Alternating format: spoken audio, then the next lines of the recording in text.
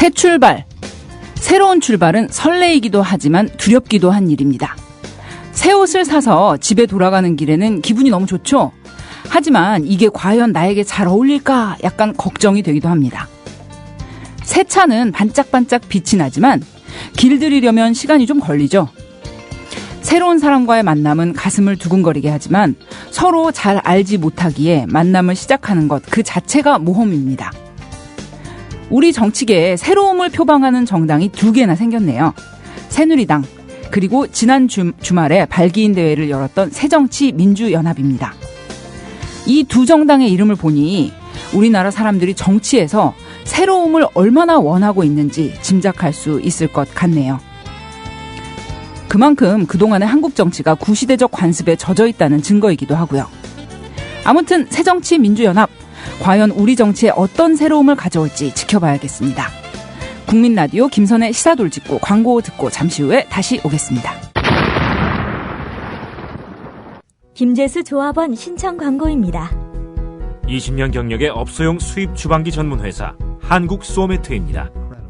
한국소매트는 다양한 음식물 쓰레기 처리 장치를 제작 공급하는 세계적인 기업이며 또한 혁신적이고 위생적인 주방 환경을 만드는 선두주자입니다. 커피 머신, 과일 분할기, 식기세척기, 복합 음식물 처리기 등 각종 수입 주방기기 취급 전문 회사 한국소매트. 조합원 분들과 함께 상생하는 회사가 되겠습니다. 문의는 010-8978-3540. 검색창에서 한국소매트를 검색하세요. 마이크 싸가지 테스트 1, 2, 1, 2. 니네 내가 누군지 모르나 본데 나 이런 사람이야. 지난 1월 21일 경기도지사 선거 출마 선언을 한 김진표 의원. 이 강한 경제, 강한 재정, 강한 복지 3강 경기도를 만들어서 경기도를 유럽의 강소국처럼 만들어내겠습니다. 준비된 도지사, 경제도지사 김진표, 이번 6월 지방선거 경기도지사 출마를 여러분 앞에 선언합니다. 그를 둘러싼 논란들이 많은데 김진표 의원으로 대표되는 마피아, 머피아 정치인들, 또 민주당의 엑스맨들이 제대로 된 그 민주당의 경제개혁을 추진하지 못하고 있습니다. 김진표 의원에 대한 오해와 진실, 돌직구 토크가 지금 시작합니다. 나 이런 사람이야. 알아서 기어. 네, 김선의 시사돌직구 메인 토크 순서로 돌아왔습니다. 오늘은 저희가 또 우리 매주 게스트가 특별하지만 오늘은 정말 또 특별한 게스트 한 분 모셨습니다. 바로 지난 일요일인가요? 일요일에 발기인 대회를 열었던 새정치민주연합의 김진표 의원님을 모시고 말씀 들어보도록 하겠습니다. 김진표 의원님 안녕하세요. 안녕하세요. 오, 박수. 반갑습니다. 저희 방송이 회를 거듭할수록 이제 게스트의 뭐랄까 이런 비중? 이런 것들이 점점 커지고 있는 것 같아요. 오늘 정점을 찍는 날이 아닌가 싶습니다. 김진표 의원님 나와주셔서 정말 감사하고요. 최근에 경기도지사 출마를 선언하시고 굉장히 바쁜 일정을 보내고 계신데 또 저희 방송에 이렇게 흔쾌히 이렇게 현장에 와주셔서 너무 감사하고요. 여러 가지 얘기들 오늘 1시간 동안에 나눠볼 텐데 김진표 그는 누구인가? 그의 진실과 오해 뭐 이런 주제로 재미있게 좀 이렇게 탁 터놓고 말씀하실 수 있는 시간이 됐으면 좋겠습니다. 의원님 요즘 굉장히 바쁘시죠? 네, 1월 22일인가요? 제가 출마 선언할 때 8개 부문에 걸친 공약을 발표했어요. 네. 그것을 이제 매주 대개 한 번씩 전문가들과 각 부문별로 토론을 해서 공약을 구체화하는 작업을 하면서 그것과 관련해서 이제 인터뷰도 하고 뭐 사람들도 만나고 하다 보니까 아침 대개 5시에 일어나서 저녁 11시 정도 집에 들어갈 때까지 뭐 숨가쁘게 뛰고 있습니다. 아이고, 5시에 일어나세요? 요즘에? 예. 어떻게 일정이 그럼 뭐 하루에 뭐 10개 막 20개 이렇게 될 때도 있겠네요. 한 시간에 한 개씩 되게 일정이 있는 셈이죠. 아이고, 힘들진 않으십니까? 네. 제가 주말에는 또 네. 평소에 만나기 어려운 경기도에 좀 그 멀리 떨어진 지역, 그러니까 안성이라든가 파주, 지난주엔 파주에 갔었어요. 네. 1박 2일로 거기서 농민들하고 같이 자면서 이제 그 친환경 축산도 농업하시는 분들 또 택시 운전수들 시골에 버스 회사 노조원들 요새 파주에서 버스 노조가 왜 좀 문제가 많잖아요. 네. 노선 중단하고 이래서 그런 분들 만나고 또 보육교사 그분들도 뭐 계속 시위하고 그랬잖아요. 그래서 이제 그런 분들하고 만나서 이 스킨십도 갖고 솔직하게 턱 털어놓고 얘기하고 그러다 보니까 국민 TV 라디오 같은 데가 좀 저에 대해서 뭔가 좀 탁 털어놓고 얘기할 수 있는 좋은 기회 같다. 그런 생각 갖고 지금 나왔습니다. 잘하셨습니다. 탁 터놓는 데는 저희 방송만한 방송이 없습니다. 네. 저희가 이게 정치 이야기를 어렵고 멀게만 느껴질 수 있는 우리 정치의 이야기들을 조금 가볍게, 제가 또 이제 좀 가볍잖아요. 네. 가볍고 좀 편안하게 이렇게 알려드리고자 하는 방송이기 때문에 뭐 의원님이 원하시는 바대로 그렇게 좀 탁 터놓고 뭐 솔직한 이야기, 때로는 좀 약간 꺼려지는 이야기까지도 하실 수 있는 그런 장을 펼쳐드리리라 이렇게 생각합니다. 오늘 중요한 일정 있으시죠? 2시에. 네. 새정치민주연합이 지난 일요일 발기인대회 했고요. 네네. 그리고 이제 창당을 위한 준비 중에 지방의 도당들이 먼저 만들어져야 되니까 오늘은 경기도당 창당대회. 아하. 그러니까 오후 2시에 아주 큰 규모로 열립니다. 아주 중요한 일정. 중요하죠. 어디예요? 경기도당? 수원의 그 종합체육관. 아하. 네. 네. 창당 이야기를 뭐 말 나온 김에 안 네. 하고 넘어갈 수는 네. 없을 것 같아요. 새정치민주연합이에요. 새정치. 일단 뭐 새정치가 들어갈 거라고는 다들 많이들 예상을 하셨고 또 민주라는 말을 넣느냐 빼느냐를 가지고 또 약간 논쟁이 있었고요. 그리고 이제 당이라는 말을 안 쓰고 연합이라는 말을 썼어요. 어떻게 보세요? 이름은 뭐 의원님 마음에 드십니까? 잘 지은 것 같아요. 왜냐하면 이제 낡은 정치와 새 정치를 대비시켜 줘야 되거든요. 그러면 정당명도 네. 당자 붙는 것보다는 연합이라는 말이 좋고요. 또 그러나 이제 민주라는 말은 굉장히 지난 60년간 야당이 주로 많은 희생을 치르면서 지켜온 거고. 그런데 이런 민주라는 그런 테두리 안에서 보수와 진보의 너무 격한 대립, 진영 논리에 빠져가지고 민생 문제를 제대로 해결 못한다 이래가지고 정치에 대한 신뢰 자체가 떨어진 거고 네. 그것이 안철수 현상을 만들어서 지금 새정치가 생긴 거니까 그런 점에서는 새정치 민주연합이 이제 중요한데 문제는 새정치의 내용이 뭐냐? 그게 도대체 뭐냐? 이게 이제 보수 쪽에서 계속 공격하는 거네. 막연하다. 네. 그거를 창당 발기문에서 잘 집어넣었죠. 제가 지난 금요일 날 안철수 의원 만나서 이제 그 얘기도 나누는데 그런 것들이 잘 들어간 셈인 것 같아요. 네. 그런데 이제 새정치민주연합의 출범에 대해서 뭐 기대를 가지시고 이제 지켜보시는 분도 많지만 또 우려하는 쪽에서는 이제 뭐 전통적인 야당 지지자분들이 주로 이렇게들 많이 말씀하시는데 아무래도 조금 이 이념색이 모호한 안철수 의원 측과 결합이 되면서 민주당이 그동안 쭉 추진해왔던 이런 진보적인 가치들, 정책들 이런 것들이 좀 희석되고 약간 우측으로 우클릭하는 것이 아니냐 이러한 우려들도 많이 하세요. 그런 우려하실 거예요. 근데 저는 그렇게 생각해요. 지난 총선과 대선을 우리가 졌거든요. 네. 민주당이 그 진 이유가 여러 가지가 있겠지만 보면 우리가 오해를 받았어요. 뭐냐 하면 종북 세력이다.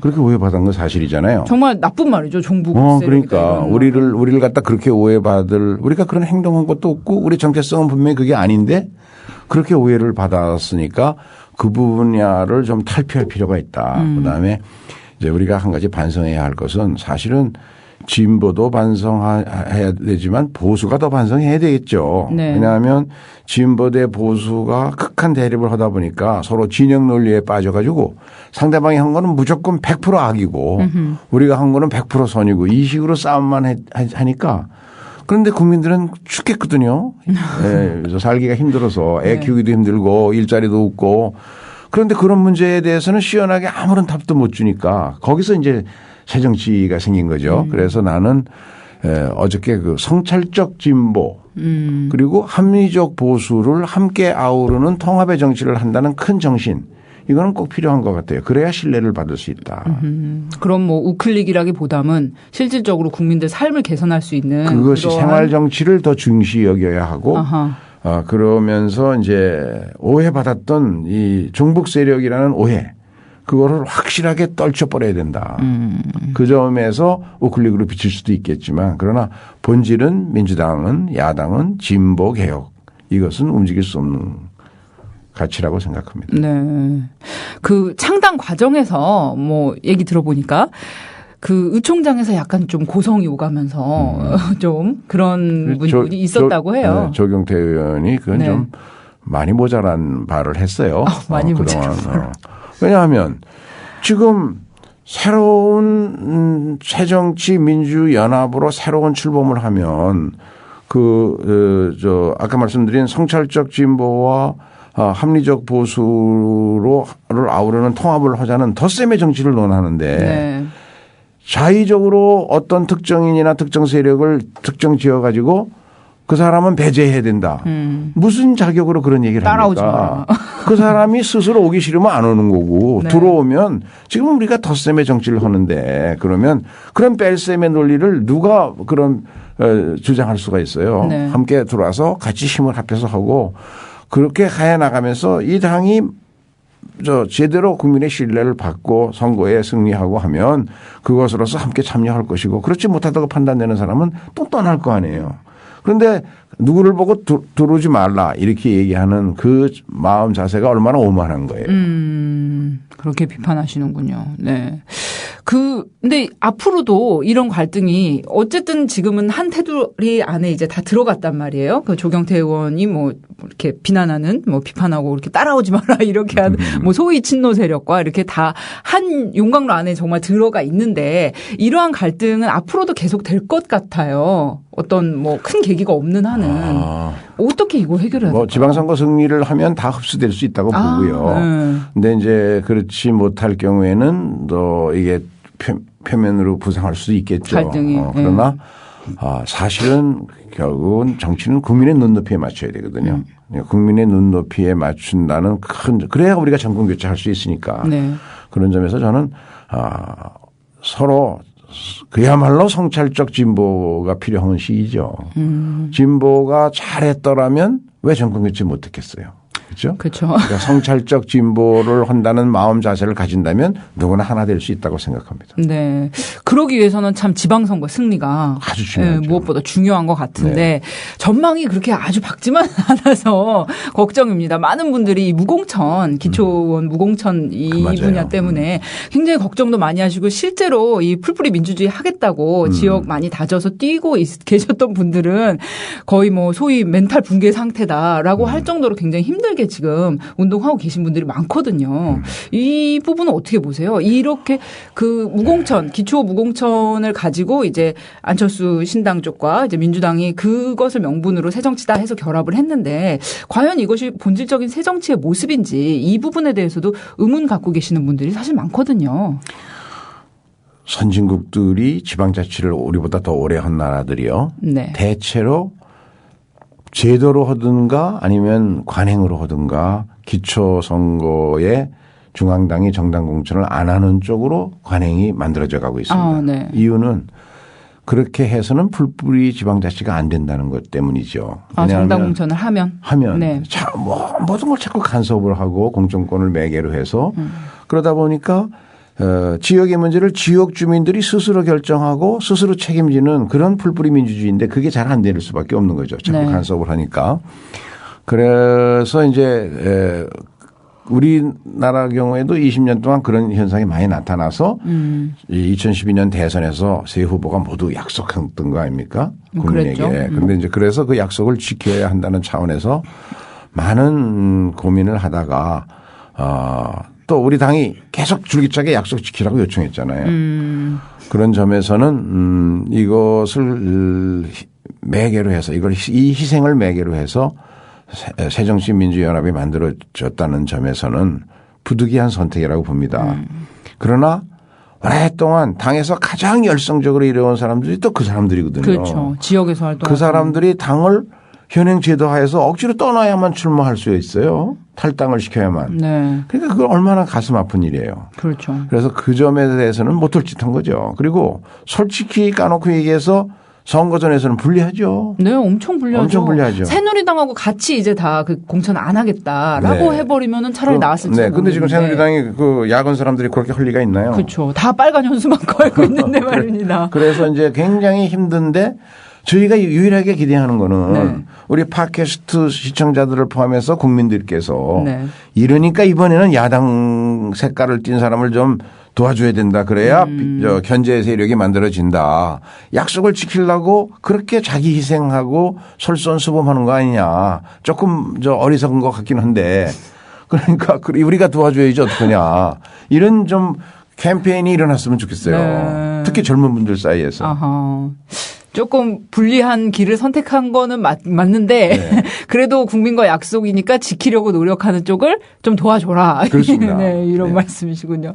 얼마나 그러한 호소가 먹힐지 참 좀 걱정도 되기도 하고 궁금하기도 합니다. 이게 대단한 실험인데 왜냐하면 그렇습니다. 새누리당이 그 공천권을 놓지 않는 이상 이제 새정치민주연합에서 먼저 그렇게 하시겠다는 게 뭐 약속을 지키는 차원에서는 뭐 잘한 일입니다만은 이게 실제 그 승부의 세계로 갔을 때 어떻게 그래서 영향을 저는 끼칠지 모르겠어요. 이 새정치라는 내용에다 뭐를 채울 거냐. 네. 이 문제에 관해서 말들이 많았는데요. 그거는 이제 대체로 의견들이 모아지는 것 같아요. 그러니까 내용에서는 뭐 튼튼한 안보다 뭐 또 민주적 시장 경제, 경제 민주화를 포함하는 이런 것들이 이제 내용으로 채워지잖아요. 그런데 문제는 행태가 바뀌어야 되거든요. 아, 정치 행태가. 정치 행태가. 그런데 지금까지 우리나라 정치 행태는 말꾼의 정치지 일꾼의 정치가 아니에요. 말은 요란하게 하는데 하나도 실천된 게 없거든요. 그래서 구호의 정치라고 비판받았죠. 실천의 정치가 아니고. 그러니까 국민들이 정치권을 불신하고 안 믿는 이유가 말만 맨날 저런다 이렇게 되잖아요. 그래서 이제는 국민과의 약속은 신중하게 하고 일단 약속하면 꼭 지켜야 된다. 이런 신뢰의 정치. 그래야만 국민들로부터 신뢰를 얻어낸다. 이거를 하기 위해서는 자기 희생, 고통이 필요합니다. 네. 그 고통을 지금 우리 새정치민주연합이 야당이 스스로 감수한 거죠. 그러니 이 진정성을 믿어주시고 국민들이 한 번만 빌어서 이번 선거에서 이것 때문에 손해보지 않게만 만들어주면 우리나라의 새 정치가 약속의 정치가 이제는 새누리당도 깜짝 놀라서 야 이거 안 되겠구나. 국민들 공약은 지켜야 되는구나. 국민들 정치 의식 수준이 네. 이렇게 높아졌구나. 이런 판단을 하게 만들어 주셨으면 결국 제일 무서운 건 국민들이거든요. 그렇죠. 네. 기초선거 무공천에 대한 뭐 의원님 입장, 뭐 또 바램 뭐 이렇게 들어봤고요. 그러면은 이제 본격적으로 김진표 그는 누구인가? 제가 막 만들었어요 순서를. 네. 그럼 넘어가서 네. 김진표 의원님은 전혀 모르는 사람들에게 본인을 소개한다고 생각해 보시죠. 그러면은 어떻게 말씀하시겠어요? 짧게 부탁드릴게요. 네. 아주 제일 제가 원하는 그런 얘기 해도 되죠? 네, 말씀하세요. 네. 저는 이제 김대중 대통령님이 신뢰해서 노무현 대통령님에게 가장 우수한 가장 믿을 수 있는 공직자다. 이렇게 해서 저를 소개해 주셨어요. 그래서 제가 김대중 대통령님을 정책수석과 국무조정실장으로 모시고 노무현 정부에서 인수위원회 부위원장, 경제부총리, 교육부총리를 지냈었죠.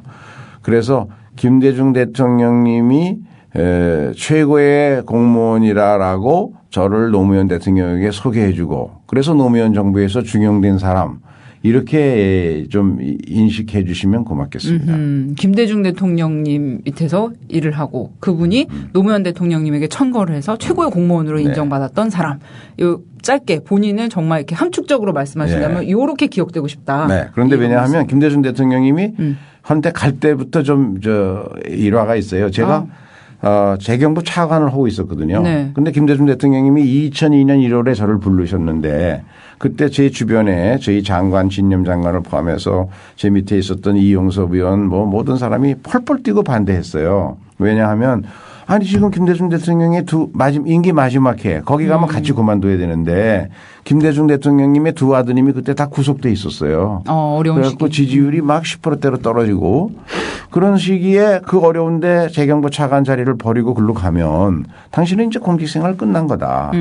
그래서 절대 가지 못하게 했는데 제가 아무래도 마음이 편치 않아요. 내가 존경하고 김대중 대통령도 저를 좋아해서 저를 보고 도와달라 하는데 내가 나한테 불리할 거다라는 생각으로 안 간다. 야, 이건 진짜 선비 도리가 아니다. 그래서 제가 갔습니다. 그래서 집사람을 설득해서 내 이제 공직자로서 꿈은 다 포기했다. 장관은 못 된다. 이제 나는 차관으로 끝나는 거고 그러나 차관까지 내가 제일 먼저 올라가지 않았냐. 그걸로 만족하고 이제 내가 1년간 떠나시는 대통령님 열심히 모시고 그다음에 제2의 인생 살겠다.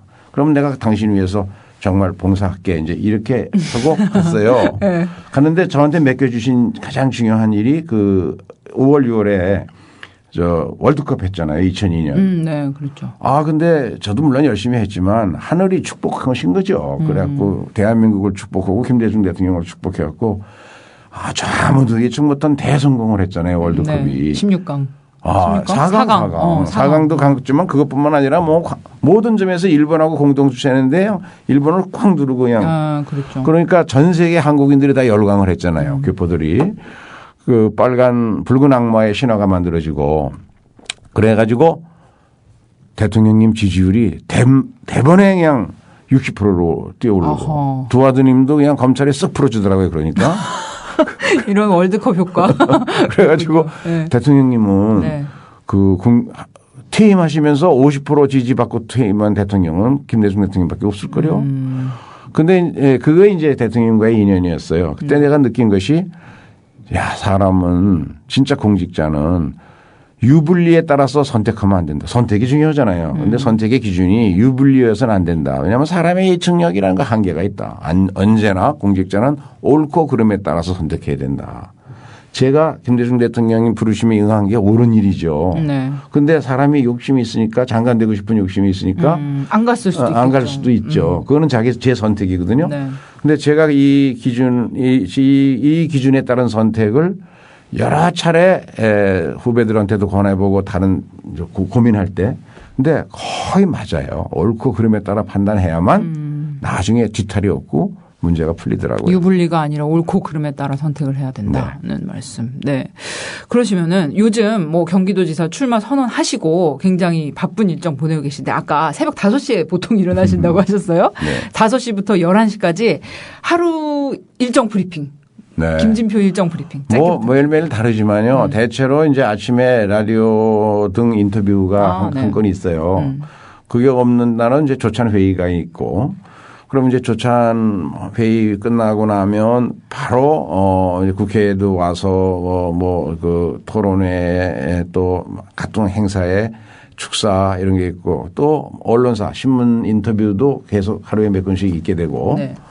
그러고 이제 저녁에는 다 일정 마치고 나면 한 9시쯤 되면 캠프에 가서 마지막 정리회의하고 네. 그러다 보면 늘 11시에 들어와요. 어허. 아이고. 1시간에 대체로 1개 정도의 일정을 소화해야 하는 것 같아요. 1시간에 1개 정도. 뭐 체력적으로 좀 힘들거나 그러진 않아요. 아, 그건 자신 있어요. 제가. 아, 그건 자신 있으세요? 선거를 많이 해보셔서. 그것보다도 제가 천성이 좀 태생이 건강해요. 아, 그러세요? 왜냐하면 어렸을 때 제가 고생을 많이 하고 자라가지고 네. 일을 많이 했어요. 초등학교 때부터. 네. 그리고 중학교 3년을 8km니까 한 16km를 매일 걸어 다녔어요. 왕복으로.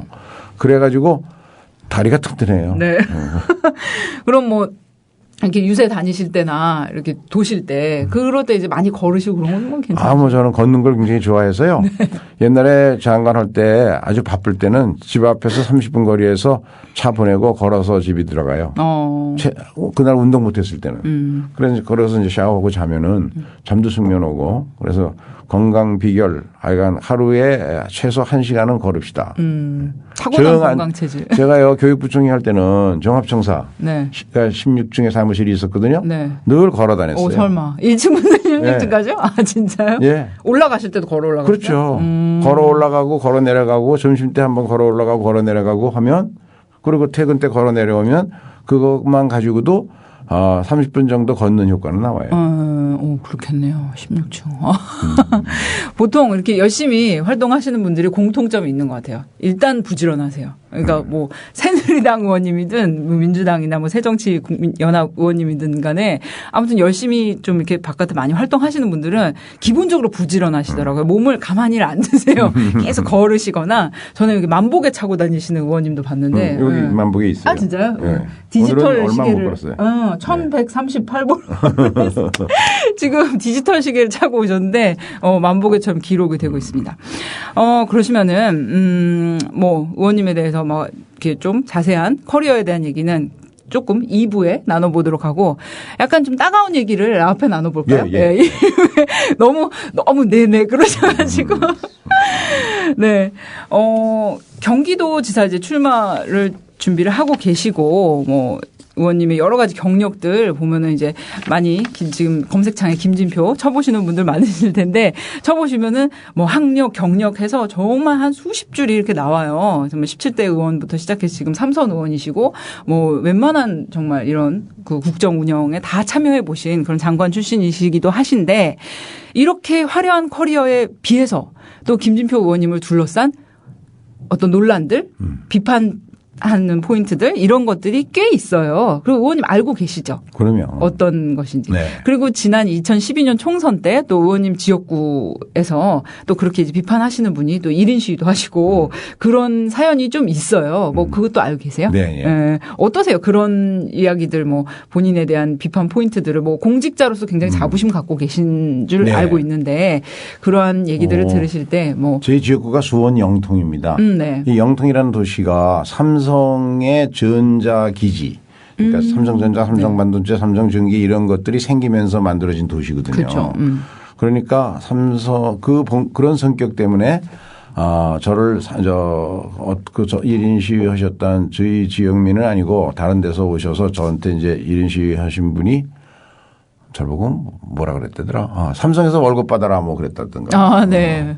근데 이제 제가 사실은 경제부총리 하면서 본의 아니게 도와줬던 것은 사실은 삼성이 아니라 LG예요. 본의 아니게. 왜냐하면 이제 대표적인 게 LG 디스플레이를 파주에 제가 경제부총리 때 인가해 줬습니다. 네. 근데 그때 보면 2년 동안이나 LG 디스플레이가 파주에 공장을 지으려고 그랬는데 세계 초첨단 산업이잖아요.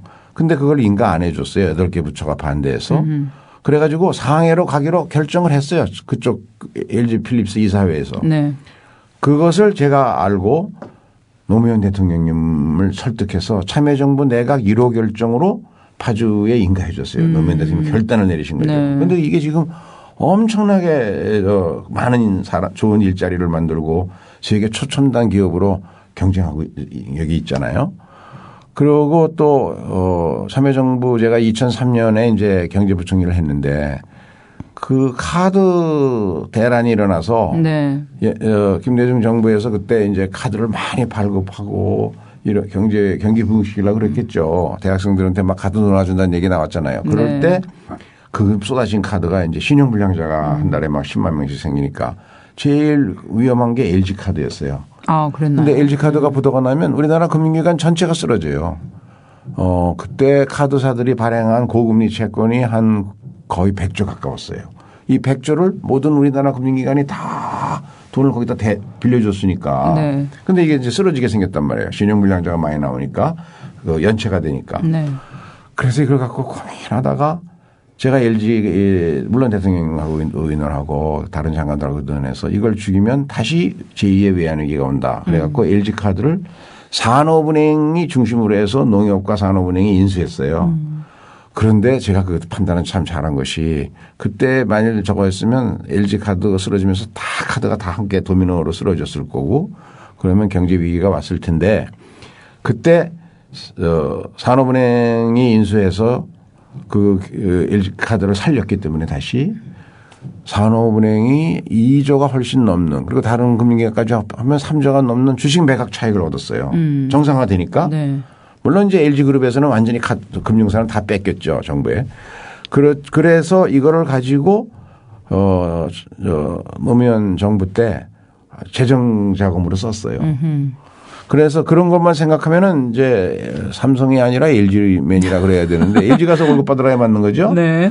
근데 왜 이런 얘기가 나오냐면 네, 왜 그럴까요? 제가 정부에서 재경부에만 근 30년을 있었죠. 그래갖고 경제부총리를 한 2003년이 어떤 때였냐면 북한이 핵 에스컬레이트를 해서 곧 한국에서 전쟁이 일어난다. 근데 이제 부시 정부는 아주 초보수 강경 럼스펠드 국방장관이 맨날 북한을 곧 공격할 것 비슷한 얘기를 막 언론에 하고 그러니까 전쟁이 일어난다 그랬거든요. 그러니까 자금이 막 빠져나가고 주가는 폭락하고 외국 자금이 빠져나가고 그런데 국회는 어땠냐 하면 열린의당 여당은 47명밖에 없고 나머지는 다 민주당 그것도 야당이었어요 그때는. 네. 그러니까 탄핵 문제가 일어난 거죠. 야당이 압도적인 다수인 상황에서 경제를 이걸 살리려고 하려니까 법인세를 다른 나라보다 좀 내려줘야 자금이 인센티브가 돼서 안 빠져나갈 거 아니냐. 그래서 그걸 정부에서 제가 주도해서 법을 2% 내리는 당장 내리는 게 아니라 한 2년 후에 내리는 거지만 일단 어나운스먼트 이펙트 공표 효과라도 주자. 그래서 제가 그걸 주도해서 내렸어요. 그때 이제 반대하던 사람들이 있었죠. 왜 법인세를 내리냐. 근데 저는 안 그러면 외국 자본도 다 떠나가고 우리 대기업들도 빠져나가면 우리나라는 공동화되고 그러면 또 IMF 위기 같은 거 온다. 그런 생각과 판단해서 그 노무현 대통령님이 그렇게 결정해 주셔서 그렇게 했거든요. 네. 근데 그런 것들을 이제 반대하는 사람에서 볼 때는 친재벌 정치인 이렇게 보는 거죠. 네. 법인세 부분 제가 막 여쭤보려고 했는데 지금 한 번에 설명을 해버리셨네. 네. 그러니까 뭐 그런 상황에서 그 기업들이 이제 해외로 많이 이제 떠나가는 그런 위기 상황에서 그것을 붙잡기 저로서는 위해서 지금 다시 그 자리에 가도 그렇게 할 수밖에 똑같이. 없었다 이런 생각입니다. 왜냐하면 그때는 곧 한국에서 전쟁이 일어난다고 그래서 우리나라 정부가 발행한 외평채가 쓰레기 채권이 돼버렸어요. 정크본드가. 그런 정도로 금리가 높았어요. 네. 그래서 이게 곧 위기가 온다. 왜냐하면 무디스 같은 데가 한국의 신용 등급을 또 낮게 평가절하해버렸고 네. 참여정부 출범 직전에 그리고 거기다 대고 한마디 더 붙여서 또 다시 할지도 모른다 이래 놔가지고 그거 막느라고 제가 노심초사하면서 미국에 뛰어가서 오죽하면 무디스나 S&P 같은 그런 신용평가 회사를 제가 반기문 당시 외교안보 보좌관하고 같이 우리 재경부 관리들하고 권태신 나중에 국무조정실장 한 사람 셋이서 같이 가서 그 사람들을 3시간 4시간 설득시켜서 신용평가를 다운그레이드 하는 거를 보류시켰어요. 그리고 바로 노무현 대통령 모시고 미국을 가갖고 그때 아주 평정을 해버렸죠. 그래갖고 다시 그 위기를 극복하고 외평채 채권을 정상 가치로 다시 떨어뜨렸죠. 네. 그렇다면 뭐 말씀하셨지만 그 상황을 또 맞이한다고 하시더라도 그 법인세 저는 대경부 장관으로서는 그런 판단을 내려야 한다고 생각합니다. 그때는. 그럴 수밖에 없다. 근데 이제 이명박 정부 들어와서 그런 상황이 전혀 아닌데 이 사람은 재벌들을 완전히 그러니까 대기업이 잘 돼야 중소기업도 잘 된다는 낙수 경제론으로 네. 그래가지고 법인세를 거기서 더 떨어뜨렸죠. 그래서 우리가 그걸 이제 부자 감세라고 하는 거고 그거는 복원시켜야 한다는 거고. 네. 그러니까 지금 저희가 주장하는 부자 감세의 철폐라는 것은 제가 내렸던 그 수준까지는 가야 되지 된다는 얘기거든요. 네. 근데 노무현 MB 정부에서 더 내려서 문제가 된 거죠. 네. 그러니까 맥락적으로 MB 정부의 법인세 감세하고 그 당시 이제 참여정부 때 그 네. 북핵 위기 상황에서 감세했던 것과는 그 맥락이 전혀 다르다. 여건과 상황이 다르다. 그런 생각입니다. 그러면 뭐 또 중요한 거니까 안 여쭤보고 넘어갈 수가 없겠네요. 그 론스타 관련해서 예. 그 총선 때도 그 론스타와 관련해서 굉장히 이슈가 많았고 론스타 매각 이것에 이제 찬성하는 그런 어떤 입장이었던 의원들에게는 그 뭐 낙선 운동을 해야 된다 이런 말까지 나왔었어요. 그 문제는 론스타. 최종적으로 대법원에 의해서 판결이 다 났죠. 네. 그런데 이제 그런 오해가 있어서 검찰에서 감사원과 검찰에서까지도 김대중 대통령 지시를 받고 다 조사해서 전부 기소를 했었죠. 관계된 네, 사람들을. 네. 그런데 전부 결국은 아무 책임이 없다고 무죄로 다 밝혀졌죠. 그런데 이제 그게 왜 그런 오해가 생겼냐면 론스타 그 외환은행에 론스타가 들어와서 대주주가 됐잖아요. 그랬다가 이제 그걸 팔고 떠나는데 론스타가 들어오게 한 것이 정당하냐는 그 문제죠. 근데 들어오기 전에 제일 대주주가 독일계 은행 지금 이름이 좀 뭐네? 독일계 은행이 대주주였어요. 네. 유명한 독일계 은행인데 도이치방크 그게 대주주였는데 그 사람들이 지금 다른 투자를 국내에서 한 것이 실패해서 한국 지분을 빼야 될 상황이었어요. 그러니까 줄이거나 빼야 되는데 만약에 외환카드는 이미 부도가 나버렸고 외환은행도 부도 나기 직전의 상황으로까지 치닫고 있는데 대주주가 자본을 빼려고 그러는데 이걸 인수할 국내 자본은 아무리 해도 안 나오는 거예요. 외환위기 직후의 일이니까. 그래서 그때 이제 그 도이체방크 대주주를 중심으로 한 협의 과정에 급하니까 재경부 관리들 금융감독원이나 금융위원회 관리들이 관여해서 속도를 촉진시키는 여러 가지 도움들을 주었죠. 그것이 정부가 압박해서 론스타에게 외환은행을 싼값에 넘겨서 폭리를 얻게 만들었다는 것으로 오해가 받아들여지고 그것을 확실하게 믿는 사람들이 외환카드의 노조, 외환은행의 노조 사람들이었죠. 그렇지만 그 뒤에 여러 가지 뭐 수도 없이 저도 조사를 받고 다 재판을 거치고 수많은 사람이 고생했지만 진실은 모든 기록이나 이런 것들이 다 있으니까 밝혀졌죠. 뭐 참 론스타 관련한 문제는 여러 기업들이 이제 얽혀 있고 또 최종적으로 론스타가 많은 이득을 가지고 그건 사실이죠. 이 나라를 떠났기 때문에 그런 부분에서 굉장히 반감을 갖고 계신 분들이 사실 많거든요. 뭐 조합원 청취자 여러분들이 뭐 김진표 의원님에 대해서 약간 이런 쪽으로 궁금해하시는 분들은 지금 이제 뭐 여러 가지 뭐 인터넷상에서 검색을 해보시면은 그런 논란들이 나오고 또 이제 김진표 의원께서 지금 설명해주신 바가 있으니까 그걸 한번 대조해 보시면서 판단을 해보셔도 될 것 같아요. 예.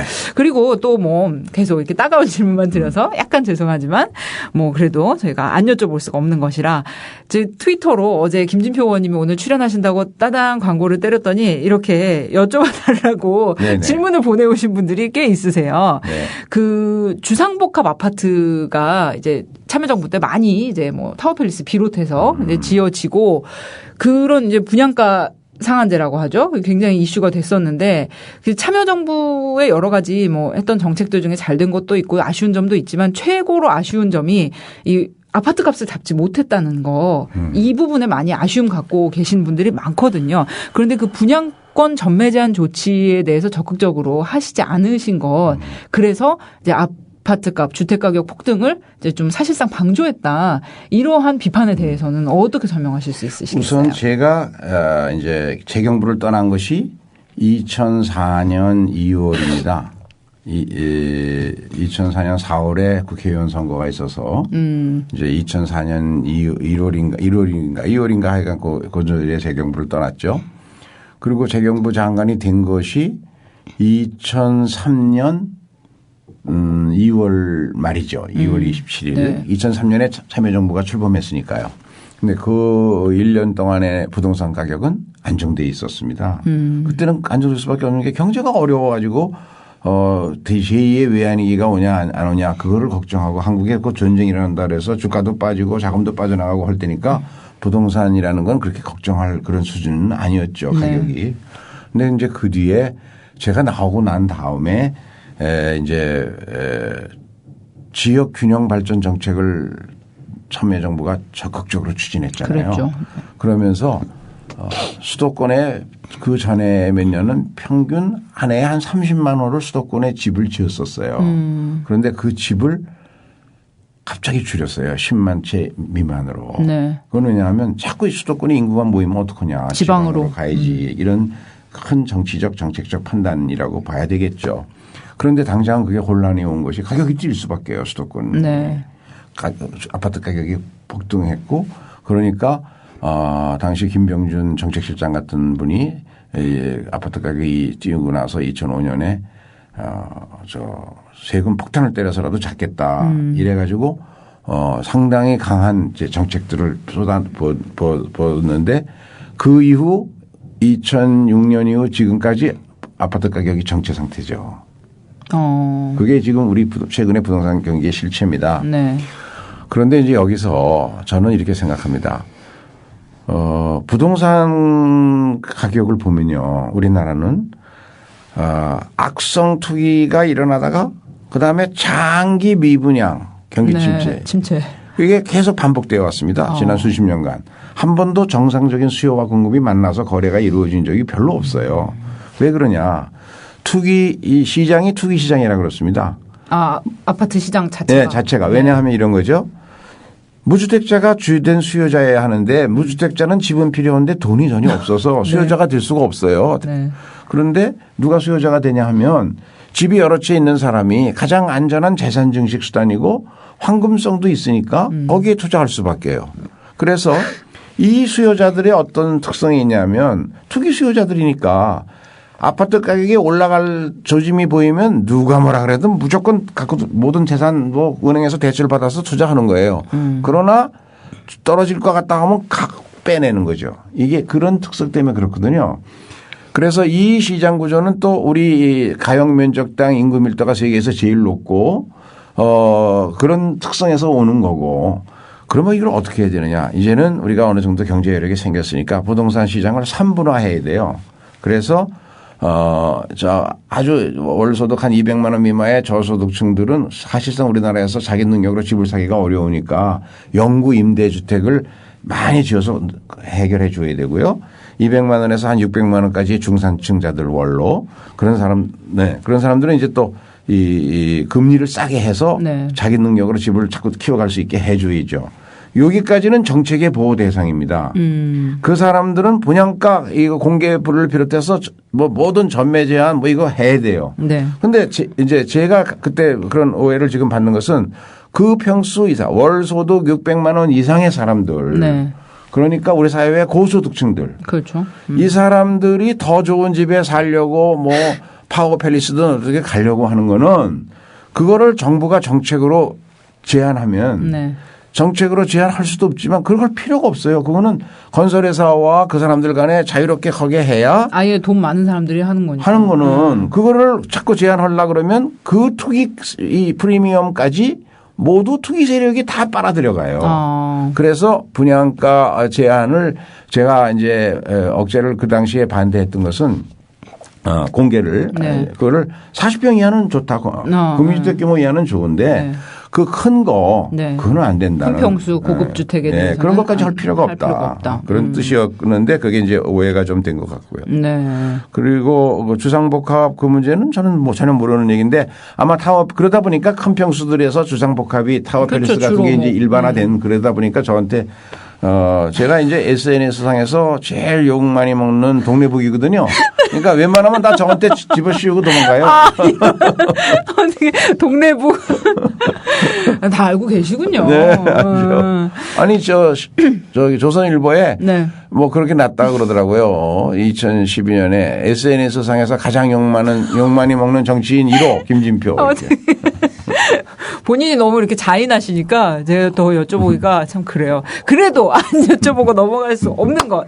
우리 19대 국회 초반기에 이렇게 뭐 초선 의원님들이나 약간 뜻있는 분들 사이에서 이 차별금지법 제정에 대한 얘기가 굉장히 많이 나왔어요. 아, 그거요? 네. 그건 진짜 오해예요. 그러니까 근데 그것도 막 김진표 의원님 막았다. 그렇죠. 막았죠 제가. 왜 막아야 되냐면. 그래요. 막으신 건 맞아요. 네. 근데 왜 막으셨냐. 네. 그게 중요해요. 그게요. 우리나라 헌법 11조는 아마 제가 외우지 못해서 대충 기억하는데 모든 국민은 법 앞에 평등하다. 변호인에 나온 얘기 아니에요. 네. 그리고 모든 국민은 성별과 종교와 사회적 신분에 따라서 정치, 경제, 사회, 문화의 모든 영역에서 차별을 받지 않는다. 네.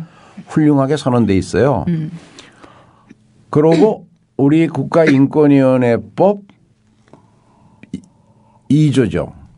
그런 불합리한 차별을 받은 사람을 구제하는 구체적인 절차와 기관이 있어요. 국가인권위원회에서 그걸 구제해 주잖아요. 그렇죠. 그래서 거기에 보면 성적 지향에 따른 차별 이것은 불합리한 차별로 열거하고 있어요. 성적 지향에 따른 차별. 그게 이제 동성애자들을 반대하는 그거와 연결되는 거죠. 네. 그렇게 갖고 법이 완비가 돼 있어요 이미. 헌법에도 있고 국가인권위원회법에서. 헌법에서 네. 큰 원칙과 방향을 설정하고 거기에 따른 법률에서 침해를 받은 사람을 구제하는 구체적 절차가 열거돼 있다는 거죠. 네, 이미. 그런데 2년 전인가 3년 전인가에 2년 전이었을 거예요. 아마 그 언저리에 유엔 총회에서 그런 게 안 돼 있는 나라들이 있으니까 일반적 의결을 하나 했어요. 그게 뭐냐 하면 각국이 이런 소수자들을 차별 대우하는 것을 금지하는 입법을 해주기를 권고하는 총회 의결이 있었어요. 네. 근데 우리는 다 돼 있는데 네. 그것이 의결된 상태에서 19대 국회를 맞으니까 보좌관들이 입법 경쟁을 해요. 서로 자기 의원이 대표 발의 많이 하도록. 그러다 보니까 우리 다 돼 있는데도 모르고 이거 총회에 의결했으니까 이거 만들자 하고 그걸 법안을 낸 거예요. 우리가 먼저 만들자. 네. 그런 법안을 낸 사람이 두 사람이 있었어요. 네. 우리 당에 두 사람 또 다른 당에 한 사람. 그러니까 이제 기독교계가 깜짝 놀란 거예요. 아무 문제 없이 있었는데 그 법안을 낸다 그러니까 기독교계의 목사들은 이제는 강단에서 전통적인 기독교의 그 창조 원리에서는 동성애 동성혼은 반대거든요. 근데 동성애 동성혼을 해서는 안 된다라고 설교할 자유가 없어지는구나. 그렇게 과장해서 오해를 하시게 되는 거예요. 기독교 법이 있는데 측에서는 네. 이미 법이 다 있는데 왜 또 만드냐? 그러면 이거는 한 발자국 더 나가서 동성애 동성혼을 반대할 자유까지도 이걸 제한하고 박탈하는구나. 그거 아니냐 하고 목사님들이 오해를 하시고. 우리가 어떤 목사님들은 우리가 이런 거 설교하다가 잡혀간다. 이제 이렇게. 그런 오해를. 그래서 정치권은 갈등을 만들어서는 안 되고 갈등을 조정하고 통합해야 되는데 불필요한 입법을 해가지고 왜 그런 갈등을 만드냐 해가지고 제가 발의한 사람들을 다 이제 조문을 찾아가서 보여드리고 설득해서 그렇네. 우리가 이거 잘못했네. 그래갖고 발의한 사람들이 다 동의해서 철회를 시켰어요. 네. 근데 그랬더니만 이제 근데 내가 너무 순진해서 철회하는 기자회견을 하는데 네. 그러면 이제 기독교계를 대표하는 분들하고 시민단체를 대표하는 분들 그런 분들하고 이제 여야 의원들이 철회시키는데 노력하는 의원들이 함께 기자회견하기로 약속했어요. 네. 그래서 저는 기자회견장에 딱 갔죠. 갔더니 새누리당 쪽에 있는 의원들은 야가 빠져갖고 혹시 자기들한테 예선에서 얻어맞을 것 같다니까 나한테 확 뒤집어씌고 자기는 안 나온 거예요. 그러니까 나는 미련하게 거기서 그걸 다 했죠. 그래서 제가 보니까 아주 인터넷에서 동네북이 되니까 전부 나한테 뒤집어씌고 도망가려고 그래요. 너무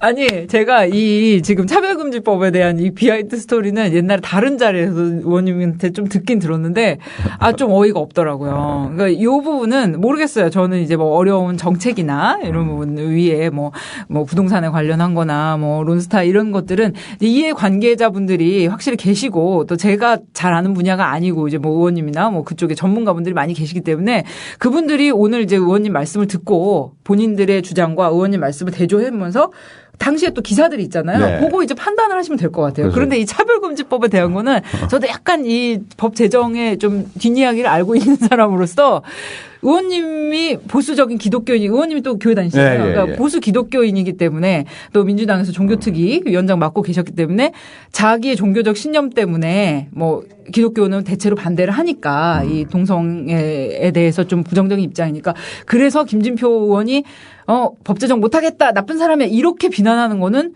조금 이건 좀 말이 안 된다. 저는 이렇게는 제가 좀 주장해 드리고 싶어요. 이 부분은 너무 좀 근데 그게요. 어이없어서. 굉장히 델리키트하니까 양쪽에서 오해가 있더라고요. 교회는 교회 교회는 나름대로. 아까 말씀대로 그런 오해가 있고 네. 제가 이제 SNS에서 그거로 집중적으로 얻어맞으면서 자세히 읽어보니까 어떤 오해가 있냐면 기독교 목사들이 이 사람들이 동성애자를 찍어내는구나. 네. 그렇게 그런 오해가 있어요. 그래서 제가 기독교 목사님들 큰 몇천 명 모이는 자리에 제가 일부러 저를 강사로 좀 불러주십시오. 그리고 가서 제가 설득을 했어요. 안 되겠다. 우리가 서로 화해하고 연합하고 일치하자는 게 기독교 정신인데 그렇죠. 사랑으로 우리가 이런 오해를 받고 있는 것은 우리가 잘못하는 것도 있다. 그러니까 생명 존중 캠페인으로 이것을 승화시키자. 제가 그랬어요. 생명 존중 캠페인이란 건 뭐냐면 이제 첫째로 결혼을 일찍 해서 아이를 많이 낳기 운동. 이건 누군가 벌려야 된다. 네. 물론 이제 그러기 위해서는 사회적 여건을 다 갖추고 이렇게 하는 건 그렇죠. 정부가 할 일이고요. 애 낳고 살기 너무 어려워요. 그러니까 그거 기독교계가 그다음에 낙태 방지 운동. 낙태로 한 해에 죽어가는 생명이 30만 명이 넘는데요. 그래서 출산율이 저하도 그것만 좀 줄여도 막을 수 있다. 네. 자살 예방 운동. 네. 이거 심각한 거 아니에요. 이거 종교계가 할 일이다. 그리고 마지막으로 동성애 동성혼 그거를 반대하고 동성애 동성혼을 이제 그런 캠페인을 벌이는 것은 네 가지를 합쳐서 생명 존중 운동으로 가면 오해가 없을 거다. 그러면은 제가 이 부분에서 한번 여쭤볼게요. 뭐 동성애에 대해서 뭐 보수 기독교라고 하죠. 뭐 이 측에서는 좀 부정적으로 보고 안 했으면 좋겠다. 이런 입장이 많잖아요. 그렇죠. 그런데 엄연히 그런 분들은 성적 취향을 가진 분들 존재한단 말이에요. 그러면 정치인으로서 의원님의 거기에 대한 입장은 뭐라고 말씀하시겠어요? 존중해줘야죠. 존중한다. 그 사람들의 성적 지향을 존중해줘야죠. 선택이니까. 어떻게 뭐 판단하거나 뭐 이렇게 할 필요는 없다. 그러나 제 자식이 만일 그런 쪽으로 간다면은 저는 눈물로 호소해서라도 결혼하고 애 낳는 그런 삶을 권하고 싶어요. 이성 간의 사랑이 더 중요하고 본질적이고 그게 더 그 우주나 창조의 섭리에 맞는 일이다 그런 생각이죠. 그러니까 전자는 이제 정치인으로서는 존중해야 된다, 존중해줘야죠. 인정해야 된다. 뭐 그분들 그걸 존중 안 하는 것 같은 언동을 하면 바로 그런 오해가 유발되고 그 갈등과 대립으로 분열되잖아요. 네. 그 존중해줘야죠. 그분들도 상당한 숫자가. 그렇지만 내 자식이 그런다면은 말리고 싶다. 뭐 나름 솔직한. 예. 사실 이런 질문들을 뭐 미국 대선이나 이렇게 있으면은 미국은 그런 다양한 이런 성적 지향이나 뭐 인종이나 이런 뭐 정말 용광로잖아요. 그러니까 후보들이 이런 질문을 꼭 받더라고요. 옛날에 딕 체니 부통령 같은 경우는 딸이 실제로 이제 동성애자여서 상당히 이제 논란이 있었는데 그런데도 이제 굉장히 오케이 하고 네, 뭐 그런 분위기였단 말이죠. 그래서 꼭 받는 질문인데 이런 질문들 그러니까 뭐 동성애를 비롯해서 정말 이 내 삶에 와닿는 질문에 대해서 정치인이 어떠한 입장을 가지고 국민들 앞에 이렇게 제시하느냐 이게 굉장히 중요한 것 같아요. 그러니까 정치인으로서는 어떻고 이것을 분리하는 게 굉장히 중요한 것 같아요. 어떤 분들은 본인이 뭐 교회 다니고 본인이 종교가 있다고 해서 자신의 종교적 지향을 너무 이제 정치적인 이런 무대에서 그건 곤란하죠. 드러내고 그거는 아니다. 네. 그건 왜냐하면 공인의 자세는 정치인이라는 것은 국민이 낸 세금으로 월급 받잖아요. 그러니까 국민들 모두의 입장을 생각해서 우리 사회가 가능하면 분열이 안 되고 통합이 되도록 만들어 가야 할 책무가 있죠. 네. 그렇다면은 김진표 의원님 모피아가 무슨 말인지 아시죠? 네. 예. 김진표 의원님이 그 SNS 상에서 정말 이렇게 방금 말씀하셨잖아요. 많이 두드려 맞으실 때 정말 많이 나오는 말이 모피아예요. 근데 좀 진짜 그건 억울해요. 왜냐하면 본래 모피아는요. 네. 모피아는 옛날 구재무부 이재국 금융정책을 다루던 그 출신들이 금융을 다 말아먹었다. 네. 그래서 관치금융을 일어나게 했다. 이것을 비판하기 위해서 언론에서 만든 개념이거든요. 마피아와 머니를 합쳐서 모피아가 된 거죠. 네. 그런데 저는 그 전통적인 모피아 집단이 보면은 모피아 집단을 공격하는 일을 하면서 관료 생활을 했거든요. 왜냐하면 제가 금융실명제를 총책임을 맡고 지휘했으니까. 저는 조세 분야 전문가니까 저 같은 사람이 책임을 맡겨야만 금융에서 제일 싫어하는 금융실명제를 할 수 있다고 믿었기 때문에 역대 대통령이 저를 맡긴 거죠. 그런데 이제 IMF 위기가 왔어요. 그때 김대중 대통령이 저를 은행보험국장으로 장관을 시켜서 임명하게 했어요. 왜냐하면 금융실명제를 해서 오피아와 정면으로 싸우던 사람이니까 이 사람이 가야 금융을 개혁해야 된다. 그래갖고 제가 가서 IMF하고 협의해 가면서 우리 시중은행 8개 중에 4개를 정리하는 그리고 재벌 30개 중에 16개를 정리하는 개혁 조치를 제 손으로 했거든요. 네. 실무 책임자로.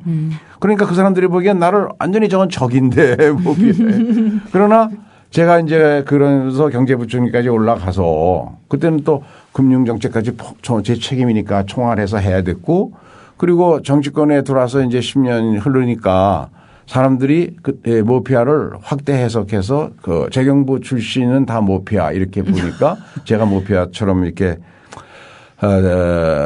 분류가 되는데 대부처럼 분류가 되는데 그거는 한편으로 억울하면서도 또 한편으로는 우리 그 공직자가 좀 더 겸손하게 낮은 자세로 국민들과 소통을 못해서 그런 거 아니냐. 낮은 자세로 진즉에 국민 TV 라디오에 좀 자주 출연했으면 이런 오해도 없었을 것을. 그런 네. 경고로 받아들이고 늘 하여간 그렇게 노력하려고 합니다. 알겠습니다.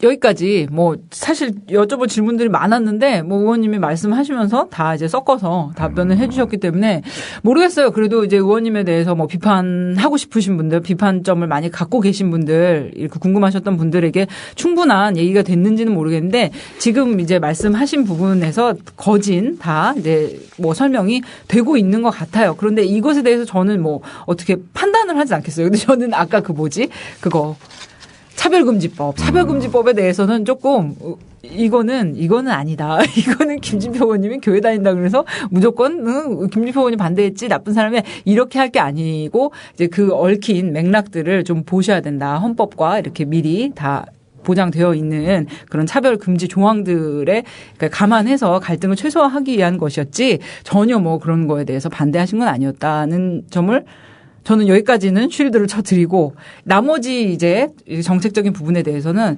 여러분이 들으시면서 같이 판단을 해 주셨으면 좋겠어요. 그 정치하시는 분들이 참 이렇게 뭐 각광을 받고 이렇게 뭐 좋은 평가를 들을 때는 너무 신이 나실 것 같아요. 그리고 그런 일도 많지만 사실 어떠한 딱 계기로 인해서 오해를 받게 되면은 그게 회복이 되거나 정정이 되는 일은 거의 없어요. 그렇게 쭉 가는 거예요. 10년이든 20년이든.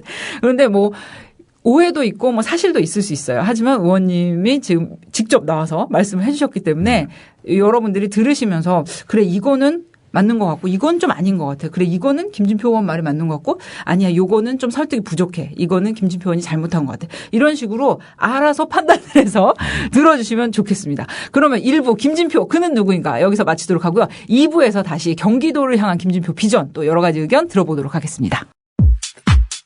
국민TV 라디오가 국민 라디오로 새롭게 단장합니다. 미디어 협동조합 국민TV 개국을 위해 그동안 마중물 역할을 해왔던 국민TV 라디오는 이제 4월 1일 역사적 TV 개국과 함께 방송 명칭을 국민라디오로 변경합니다.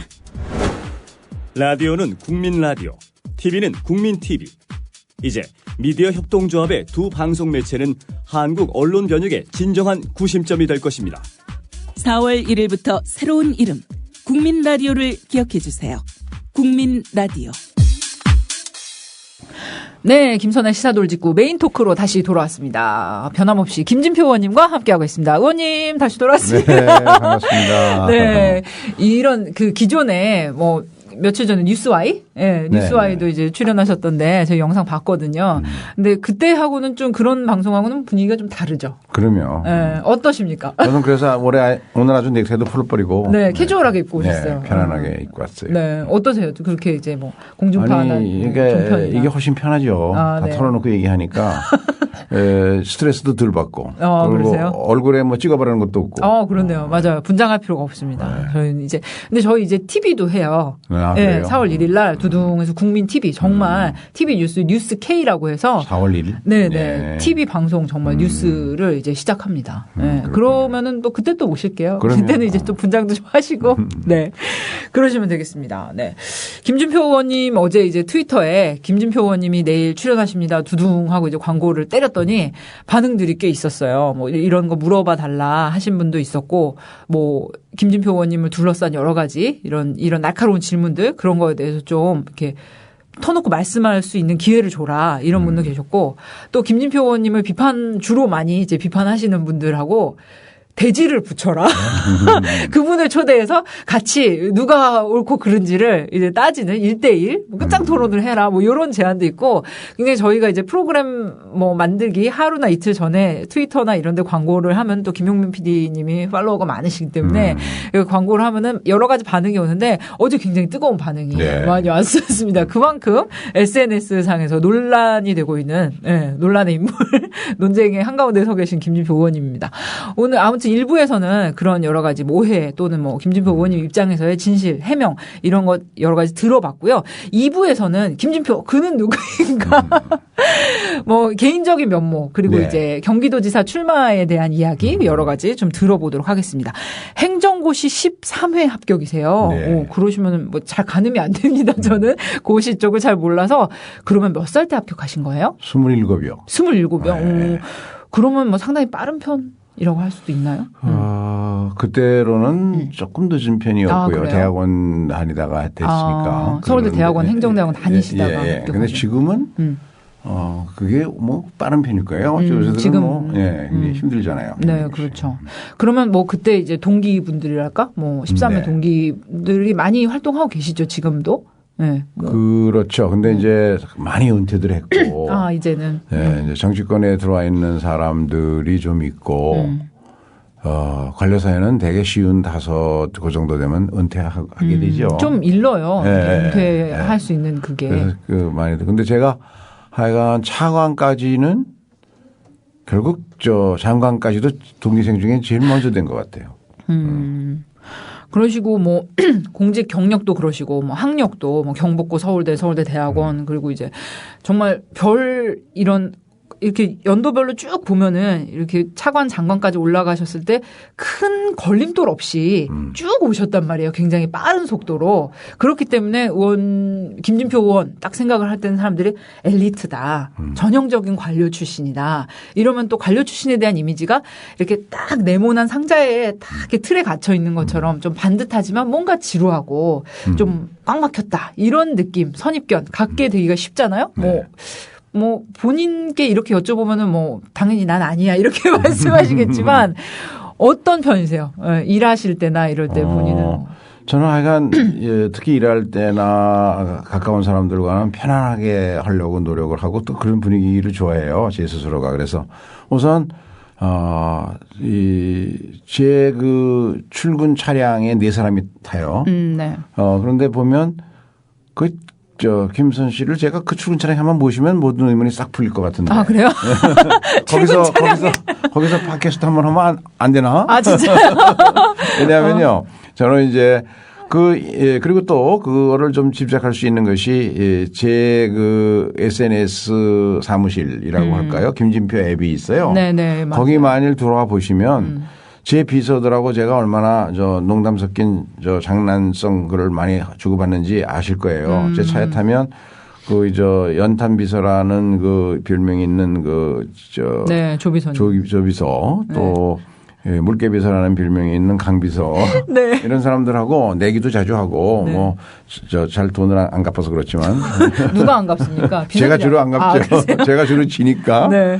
근데 그렇게 좀 자유롭게 하고 농담도 많이 하고 이렇게 하려고 노력하는 이유가 이게 군기 잡으면 엄숙하게 지켜지지만 그 자체가 저한테 스트레스고 그리고 군기 잡으면 질서는 지켜질지 몰라도 창의적 아이디어 이게 야당 정치인에게 제일 필요한 거 아니에요. 그거는 안 생기거든요. 그래서 그렇게 노력하려고 그러고 집안에서도 이제 그렇게 노력하려고 애를 쓰는데 저한테 대한 그런 오해가 있는 게 사실이에요. 제가 공부는 잘했어요. 어렸을 때부터 잘하셨어요? 네, 어렸을 때부터 좋은 공부 습관을 초등학교 담임 선생님이 길러주셔서. 뭔데요? 좋은 공부 습관이? 매일매일 예습 복습 철저히 하는 거. 뭐예요, 그게? 근데 중요해요. 그게 학문에는 왕도가 없어요. 네. 그게 뭐냐 하면 학교 갔다 오면 가방 팽개치지 말고 가방에 책을 풀어서 책꽂이에 꼽으면서 그날 배운 거 이렇게 한 번씩 훑어보면 하루 종일 배운 거 30분이면 복습이 돼요. 금방 배운 거니까 꼽아놓고 실컷 놀다가 저녁에 자기 전에 학생이니까 신분이 가방을 싸는데 그때 한 번씩 또 내일 배울 거 보고 집어넣고 그러면 잘하면 꿈에도 나타나요. 그게 계시가. 낮에 본 것이. 네. 조금씩 예습 복습을 해야 피가 되고 살이 돼 갖고 그게 상상력과 결합돼 가지고 매일매일 그게 축적이 돼요. 그러면 그게 생산적 기능을 창의적 기능을. 그런데 벼락치기 공부는 고생은 칙사하게 하고 성적도 별로 안 좋고 그러고 끝나면 싹 잊어먹어요. 그래서 공부는 저는 그게 왕도라고 생각하는데 그래서 제가 중학교 들어갈 때 수원중학을 제가 들어갔는데 경기도 연합고사 그때 경기도는 인천까지 다 포함하는 큰 경기도였는데 거기서 제가 수석 합격했어요. 중학교 들어갈 때. 오. 또 고등학교 들어갈 때도 경복고등학교를 가는데 경복고등학교 제가 수석 합격했어요. 네. 근데 그게 이제 오만해져 가지고. 네. 제가 또 고등학교 3학년 때 이제 반장하고 뭐 이러다 보니까 한일에 대한 반대가 그때 있었어요. 고3 때. 네. 그래갖고 한일에 대한 반대 데모를 주동하다가 이 경찰 곤봉에 심하게 맞아가지고 오른쪽에 화농성 근육염이 걸려서 학교를 3개월 못 가고. 고3 때요? 고3 때. 아이고. 예. 그런데 하여간 그것 때문에 서울법대 시험 봤는데 경복 수석 합격한 사람이 서울법대 떨어졌어요. 그래서 처음 이제 재수를 했죠. 아, 재수하셨구나. 네. 그래서 제가 그 재수 과정에서 고생을 했어요. 제가 저를 보고 유복한 집 자식 같다 그러는데. 네, 왠지. 네. 저는 굉장히 어렸을 때부터 처음 모든 걸 제가 다 벌어서 살아야 되고 또 아르바이트로 살림에 오히려 보태야 될 그런 어려운 집안이었어요. 네. 그래서 중학교 때는 제가 물찌개 장사도 하고. 그게 뭐예요? 그 이제 시골에 가면은 네. 녹강이라고 그러죠. 그거를 한 18개 뭐 이렇게 깊이 파야 되는 우물을 도르래로다 물을 파서 먹고 살았거든요. 수도 없는 지역에서. 그러면 신혼부부들 젊은 사람들이 그걸 할 수가 없으니까. 그럼 제가 이제 물찌개를 추운 겨울에 그냥 손 얼어가면서 물 쬐다가 주고 한 달에. 물을 배달해 주고 물 배달해 우물에 주고. 떠서. 우물에서 떠서. 그러고 고등학교 1학년 때부터 서울로 이제 고등학교 수석 합격하고 그러니까 제가 가정교사로 입주해서. 아, 다른 집에요? 네, 다른 집에. 입주 가정교사를 대학교 졸업할 때까지 했어요. 아, 진짜. 그러니까 8년. 같은 집에서 하셨어요? 아니요. 계속 이제 바뀌어가면서. 바꾼 집에서. 한 그러면 집에 본인 공부도 하고 그 집 아이 공부도 가르쳐 줘야 돼요. 재수할 때도 가정교사 했어요, 저는. 재수할 때도 가정교사를 했는데 그런 생활을 거치면서 제가 그때 참 경험을 많이 한 게 재수라는 것이 실패가 사람에게 반드시 필요한 거다 하는 게요. 제가 첫 해 시험 봤을 때 서울법대 첫 해 시험 봤을 때 그때 제 기억에 서울법대 커트라인이 310점 정도였어요. 근데 제가 점수를 그때는 전부 주관식 시험이에요. 전부 주관식 시험인데 점수를 제가 혼자서 계산을 해보니까 암만 줄여잡아도 360점 정도 나오는 거예요. 네. 그래서 야 이거 잘못하면 또 수석하겠네. 걱정을 이런 잘못하면 또 수석하겠네. 그런데 이게 1지망 법학과에도 없고 2지망 행정과에도 없는 거예요. 합격자 명단에. 합격자 명단에. 그래서 떨어졌죠. 네. 얼마나 충격이었는지 모르죠. 그 첫 번째 좌절이네요. 시험만 보면 수석하는 줄 알았는데 떨어졌으니까요. 그래갖고 1년간 이제 어렵게 재수 생활하면서 또 남의 가르치면서 이제 해갖고 시험을 봤는데 그때는 겸손해져 가지고 아마 점수를 후하게 주려고 그래도 310점이 커트라인인데 280점 잘해야 290점밖에 안 나오는 거예요. 아, 재수 두 번째 보셨을 때는? 네. 그래갖고 야, 이거 떨어졌구나. 나중에 알고 보니까 340점 받았더라고요. 잘못하면 수석 보냈죠. 네.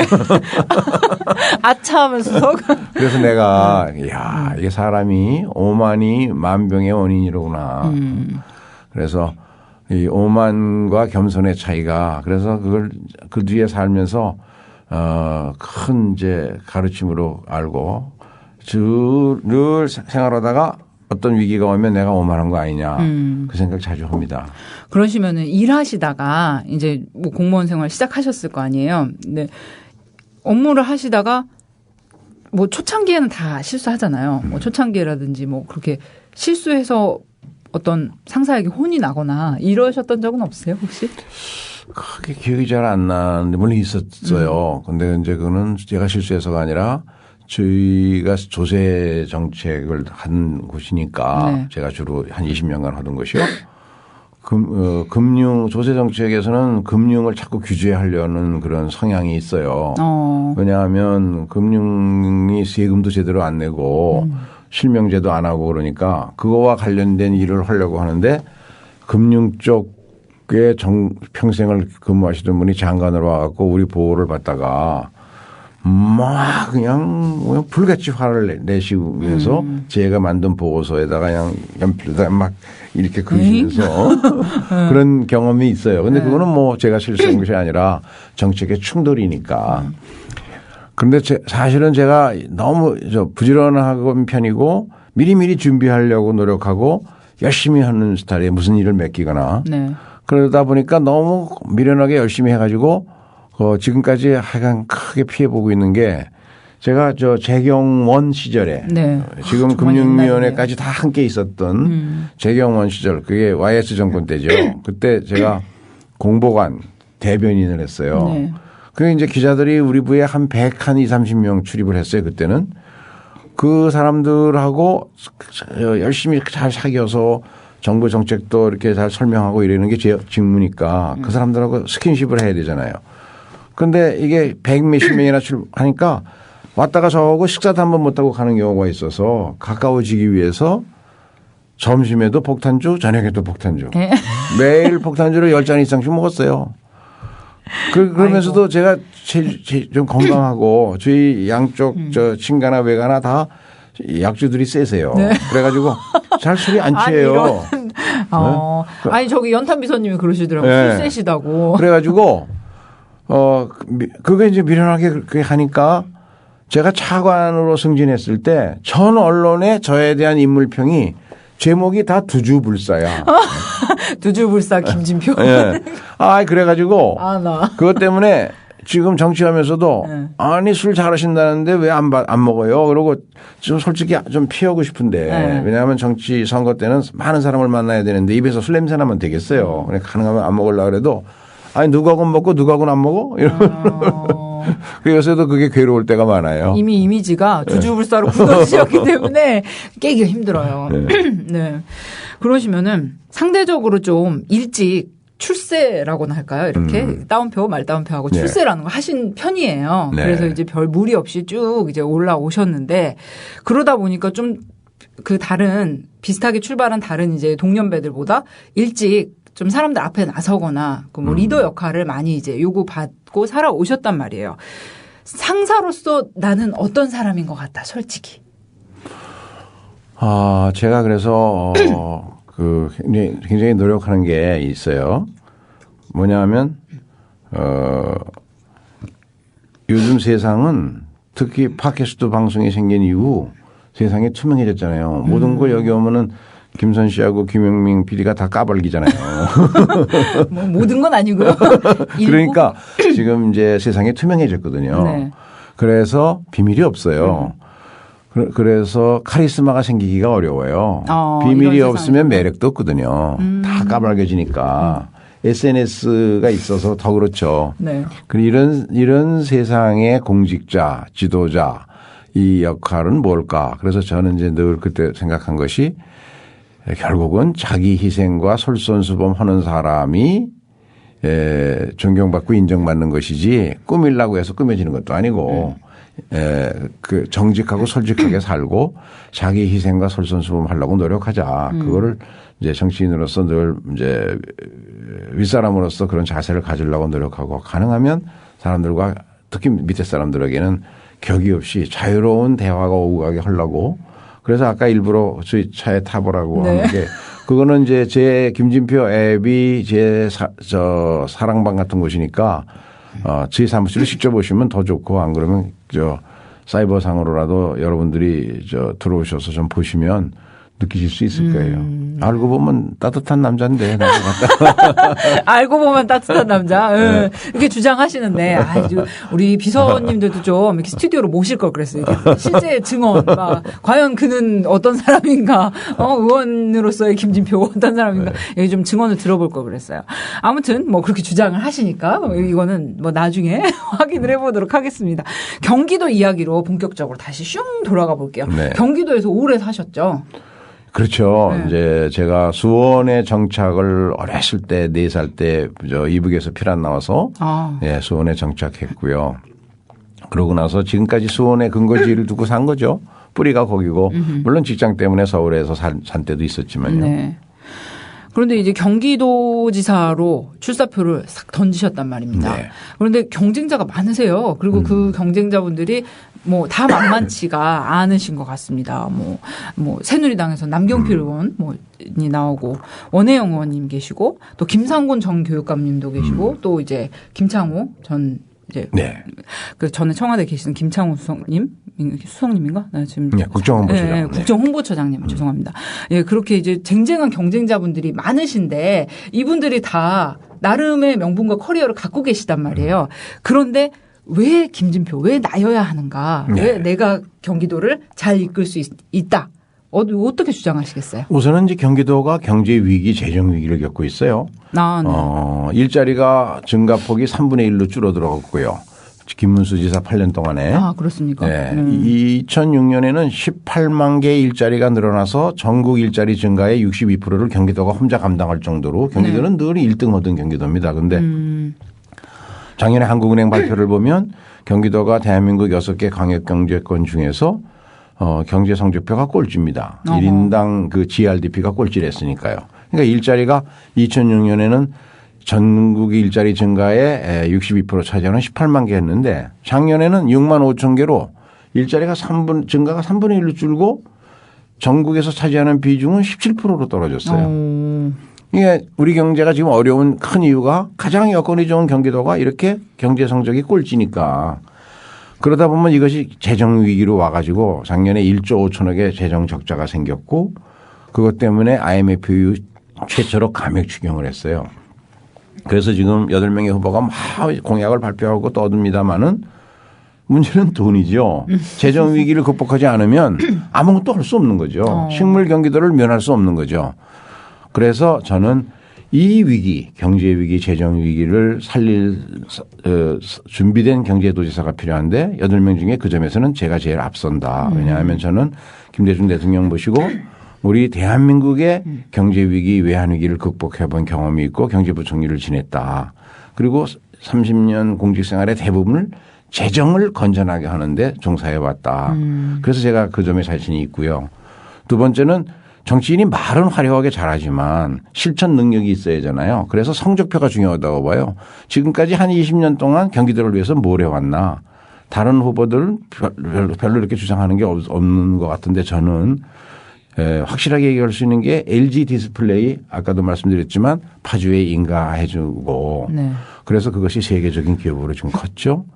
또 수원 비행장이 소음 피해 등으로 막대한 재정에서 손해배상금을 피해 보상금을 지급해야 하면서 이게 눈덩이처럼 불어나는데도 아무 조치도 못하고 있는 이것을 해결하기 위해서 수원 비행장을 저 해안가로 이전하는 그런 근거법을 만들어서 내일 모레 3월 20일 날 이제 수원시청이 비행장 이전 신청서를 국방부에 접수시키면 절차가 진행됩니다. 그리고 또 한 달 전에 경기도민, 서울시민, 강원도민, 인천시민 재판 걸다가 1심에서 불복해서 2심 항소심 가면 전부 서울고등법원에 몰려요. 그러니까 서울고등법원이 전체 항소심 사건에 대한민국 전체 67%가 거기에 몰리니까 그게 조성 적체가 심해지고 돈은 돈대로 들어가고 그래서 신속한 재판을 받을 권리 이 우리 국민의 권리가 특히 경기도민들이 많이 침해받는 거죠. 네. 그래서 제가 일찍이 경기고등법원을 만들어야 된다 해서 수원 고등법원 설치법이 의결됐습니다. 아하. 그래서 수원고등법원을 이제 2019년까지 발족하도록 법이 통과됐고 그거와 함께 수원 가정법원도 만들어지고 경기도의 5개 도시 평택, 안성, 또 안양, 안산 그리고 성남 5개 도시에 가정법원 지원을 만들기로 했거든요. 그러면 이러한 성과를 가진 성적표를 저는 제시할 수 있고 그다음에 경기도의 위기에 빠진 경기도를 구하려면 어떤 실천 정책이 있느냐에 관해서 8개 부문에 걸쳐서 실천 계획표를 지금 매주 하나씩 구체화하면서 발표하고 있거든요. 네. 그래서 결국 궁극적으로 경기도민들이 가면은 지금은 이제 여당이 야당보다 정당 지지율이 높으니까 네. 남경필 후보가 좀 지지율이 높지만 그건 이제 조금 있으면 접근할 거니까 야당이 통합됐으니까 그러고 나면 인물 경쟁력을 갖고 따지지 않겠어요? 누가 경기도지사로 적합한가? 그러면 성적표와 실천계획표 이 두 개를 갖고 비교할 거다. 그러면 저를 고를 거다. 또 다양한 국정운영을 겪던 쯤에서 정치권에 들어와서도 제가 정책위 의장, 원내대표, 최고위원을 했으니까 정부에서 차관급 이상을 5번 하고 이러한 경험과 경력 그것이 갈등이 많은 경기도는 상 갈등이 많아요. 대한민국의 축소판이라고 해도 과언이 아닐 정도죠. 뭐 대도시 농산어촌, 도농복합지역, 적경지역 서로 발전하려다 보니까 싸움이 많죠. 이것을 잘 조정하고 해결하는 그런 능력 이것은 다양한 국정운영 경험을 갖춘 그런 세 가지 측면에서 그 성적표와 실천계획표 그리고 재정 위기를 극복할 적임자라는 거. 그래서 제가 좀 비교 위에 있다 이렇게 자신 있게 네. 말씀하실 수 있다 이 말씀이군요. 그런데 지금 이제 공약 매주 이제 제시하고 계시고 네. 여러 가지 실천 방안들도 내놓고 계신데 갑자기 버스 공영제가 예. 등장해 버렸어요. 네. 그런데 이것에 대해서도 이제 원혜영 의원님이나 뭐 이제 김상곤 전 교육감이 이제 주도를 하고 있는데 여기에 대해서 의견이 있으실 것 같아요. 저는 버스 준 공영제를 주장했고. 준 공영제. 네. 근데 버스는 경기도에서는 완전 민영제로 하면서 4천억에 달하는 보조금을 주고 있습니다. 이미. 네. 네. 적자 노선, 오지 노선에다가 정부가, 경기도가 주는 거죠. 네. 근데 이게 도덕적으로 굉장히 모럴 해저드가 있어요. 왜냐하면 오지 노선, 적자 노선을 운영하는 회사가 다른 노선에서는 큰 이익을 보는 경우에도 그 이익은 손대지 않고 적자 노선만 주니까요. 그러면 그게 말이 안 되잖아요. 국민 세금을. 그래서 그러면서 민영제가 서비스도 떨어지고 또 기업들이 경영도 방만해지고 많은 문제가 있어서 네. 이거를 해결하는 방법으로 버스 영업의 공공성을 도입해야 된다. 그 점은 그런 점에서 원혜영 의원이 버스 공영제를 주장하고 또 김상곤 후보는 거기서 한 발 더 나가서 무상버스까지 얘기하고 하지요. 근데 버스의 공공성을 도입하는 것은 찬성합니다. 맞죠. 네. 그런데 이게 학자들의 주장이 아니고 경기도지사의 공약이거든요. 그러면 다음 임기 동안에 실천 가능해야 돼요. 여기에는 예산상 제약이 따릅니다. 소위 바짓 컨스트레인이 있는 거죠. 그런 점에서 보면 버스 완전 공영제 원혜영 의원이나 김상곤 의원이 주장하는 그것은 실천 불가능합니다. 매니페스토적으로 보면 실천 불가능한 거죠. 예산으로 왜냐하면 원혜영 의원이 스스로 인정하듯이 수조 원이 드는데 네.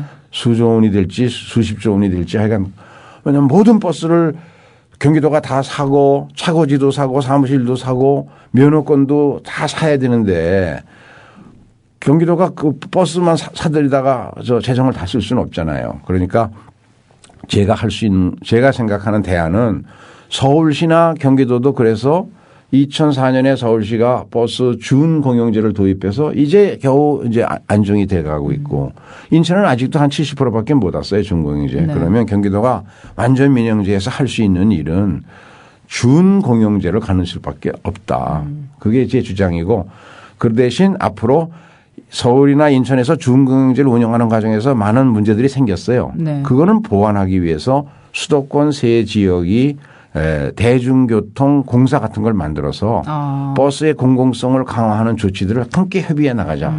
그래서 제가 왕래가 많은 지역이니까 그렇죠. 서로 다니니까 경기도만 공영제로 갈 수 없어요. 그렇죠. 어차피 서울로 출퇴근하는 같이 가니까. 그래서 제가 박원순 시장하고도 며칠 내에 만나기로 했고 송영길 시장은 전화로 협의했더니 자기는 전적으로 내 말에 동의한다. 절대 공영제 못 간다. 중공영제 먼저 만들어 놓고 그다음에 강화해 가야 된다. 그런 주장에서 큰 본질적 차이가 있는 건 아니고 오히려 저는 이야기하고 싶어요. 경기도민들이 바라는 것은 출퇴근 시간이 많이 걸린다. 이것이 항상 민원 1번이에요. 제발 출퇴근 시간 좀 단축시켜달라.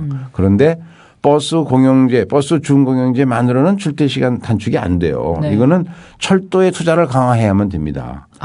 지금 경기도민이 125만 명이 서울에 직장이 있거든요. 그런데 119만 명이 하루에 1시간 이상 걸려서 출근을 해야 돼요. 그러면 하루에 2시간, 3시간을 출퇴근에 써버리면 그건 완전히 생활이 망가지는 거죠. 네. 그래서 제가 지금 공약은 경기도 어느 곳에서도 서울 시내 중심부에 1시간 내에 가게 하자. 특히 가까운 지역에서는 30분 내에 가게 하자. 이것은 철도 투자를 강화하는 것밖에 안 된다. 네.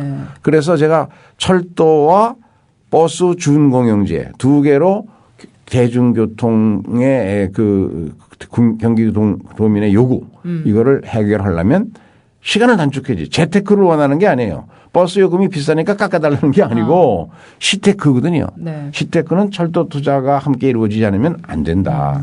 그걸 주장한 거고요. 그런 점에서는 무상 대중교통인가 무상 버스인가 그거는 네. 완전히 번지수를 잘못 찾은 거죠. 왜냐하면 시간을 단축해 달라는데 무상으로 해주겠다는 것은 동문서답 아니에요. 네. 실현 가능성 면에서 좀 그렇다. 네. 네, 뭐 가장 지금 또 뜨거운 이슈로 떠오르고 있는 버스 공영제 뭐에 대해서 입장 김진표 의원님 주장하시는 공약까지도 들어봤고요. 시간이 굉장히 빨리 갔어요. 그래서 저희가 급마무리를 해야 되는.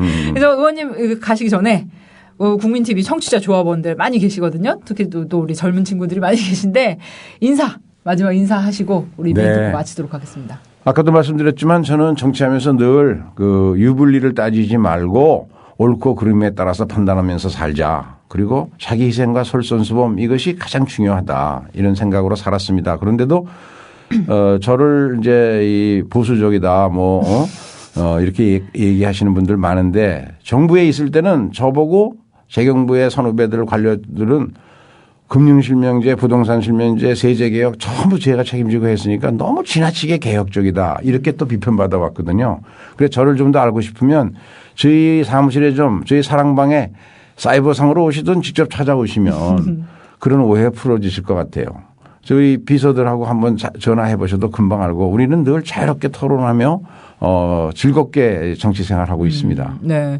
뭐 궁금하신 분들은 인터넷에서 만화 김진표나 김진표 어플리케이션 이렇게 네. 검색해 보시면은 김진표 의원에 대한 여러 가지 면모들 알 수 있을 것 같고요. 오늘 이렇게 직접 스튜디오로 나와 주셔서 즐거운 시간, 또 가끔 좀 따가운 시간 이렇게 함께 해 주셔서 너무 감사합니다. 감사합니다. 예, 감사합니다. 네, 김선의 시사돌직구 오늘 순서 여기까지 마치겠습니다. 다음 주에 다시 만나뵐게요. 안녕.